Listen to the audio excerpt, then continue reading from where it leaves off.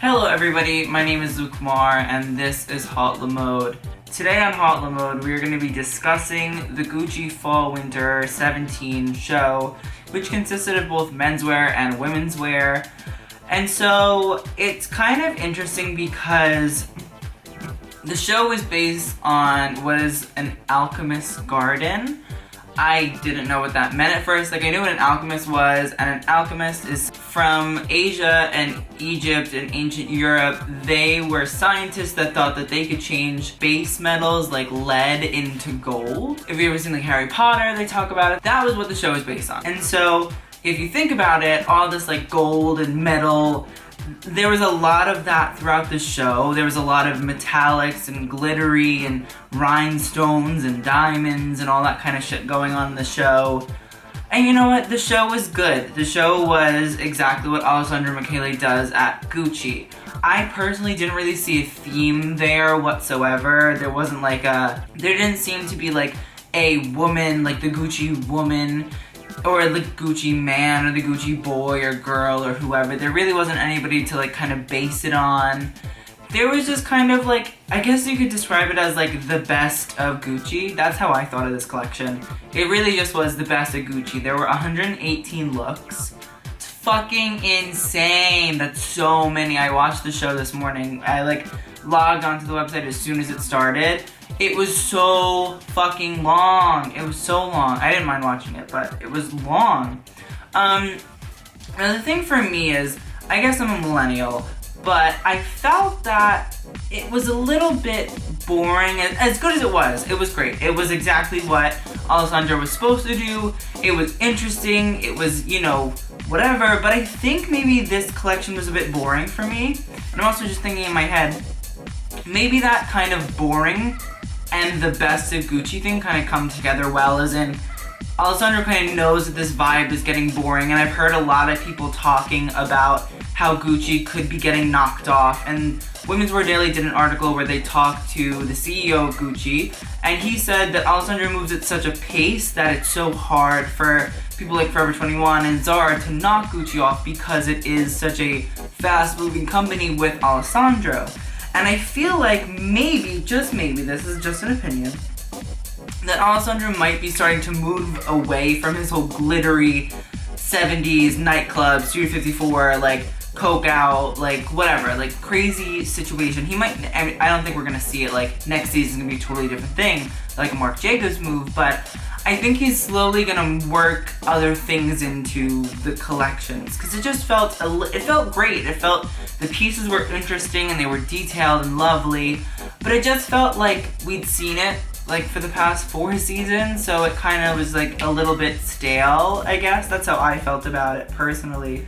It just seemed like, okay, like this is just like a continuation. There didn't seem to be a theme like when they showed in London, where there was that kind of Anglo-Saxon theme to the menswear and women's wear. It just kind of seemed the best of Gucci, and I'm hoping that that will change in the future. I hope it will become more of a vibe, like we'll get more of a vibe, we'll get something. But I just wasn't really feeling totally jazzed about the collection. I thought it was great, and I thought it was a good way to start off Milan Fashion Week, but yeah, you know, I could have used a little bit more oomph, you know? I think he is getting a little bit complacent over there, Gucci. He needs to step it up a bit. Let's talk about a couple of looks that I really, really loved. So obviously I think there was a lot of umbrella fashion going on there. There were those sort of Japanese paper umbrella inspirations there, which I thought was amazing and lovely. Wish I'd seen more Asian models being cast. And I think we had this like teaser thing where it was like, oh, the Gucci show is gonna be all black models, and that's what everybody was saying. And that wasn't really the case. It was a lot of white people as per usual. But Alessandro, girl, come on. If you're gonna be serving me paper fan realness, like some Japanese umbrella shit, like I need to see some Japanese girls up in that hub. But there was this one fantastic umbrella. It was like a green fringe. It blew my fucking mind. If they don't sell that, I'm gonna die. Also, the menswear was pretty good. I mean, obviously there was like the pussy bow situation and kind of creating like this Gucci feminine gay man, not gay, but feminine man. I thought the menswear was really nice. I thought there was this floral suit as the first Gucci look, menswear look. Beautiful, and I think a lot of the suiting continued to be really, really well done.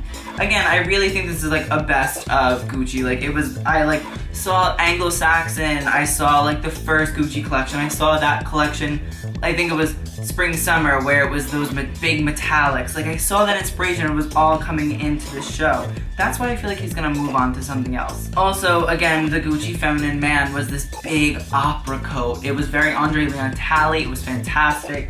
I would never wear it just because I didn't love the print, but if they made it in something else, I'd be dead. Also, you see this look, it's like a three-piece suit, and it's very Alessandro. There's leggings, skirt, and a big jacket.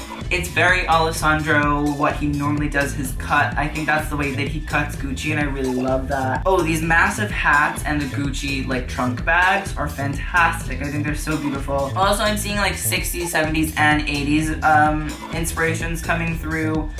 It does feel like to me this kind of big celebration of what Alessandro has been doing at the brand. Fucking fantastic. This purple rain Prince inspired look. I don't know if it's Prince inspired, but it looks like it's Prince inspired, with that beautiful blonde wig and that beautiful metallic purple dress. So fantastic. Again, he does this sort of opera coat situation in the way that he mixes prints with checkers and pants, and he has such an interesting styling situation. I don't know if he actually has a stylist that does, because honestly, I feel like this is just him sending out whatever shit he wants. But yeah, the styling is so interesting and lovely. Some of the looks just seem like filler looks, and I think that's the problem with showing so many pieces, is that it gets hard to like find the really, really great ones. Obviously, everybody's gonna be like, I love this look, and it's a different look, but the main looks, really, you have to like kind of dig for them through these like 120 looks. It's kind of intense. All in all, I think the collection went really, really well. I think he did a great job. I think obviously